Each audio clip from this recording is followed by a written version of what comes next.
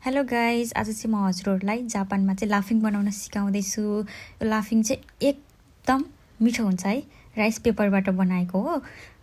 यो rice paper चाहिँ जता पनि पाइन्छ है, सुपाहरूतिर जता पनि पाइन्छ। सुरुमा चाहिँ यो झोल बनाउने लाफिङको, यो चाहिँ पानीपुरीको झोल बनाउने जस्तै जस्तै हो।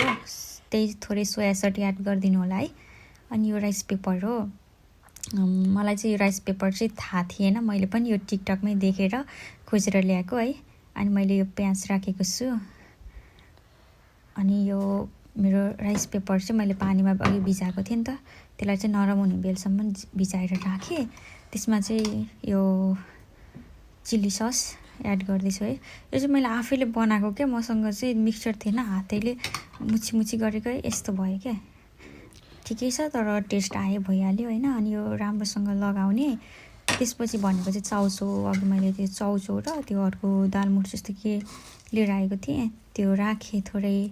हजुरहरूले त्यो कुरकुरेहरू पनि राख्न सक्नुहुनेछ है। त्यसपछि भनेको चाहिँ मैले यो प्याज थोरै राखेँ। म चाहिँ यो कस्तो हुन्छ भनेर फर्स्ट ट्राई गर्न लगाएको भएर यत्तिकै बनाएँ है। अनि यसलाई चाहिँ राम्रोसँग ऱ्याप गर्ने। यो ऱ्याप गर्दाखेरि चाहिँ अलिक नजर्ने तरिकाले गर्नलाई यो यस्तो भयो।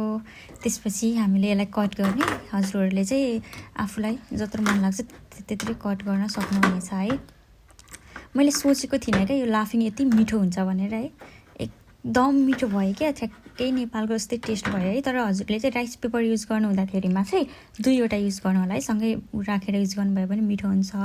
अनि यो चाहिँ मेरो झोल लाफिङ हो। Thank you so much.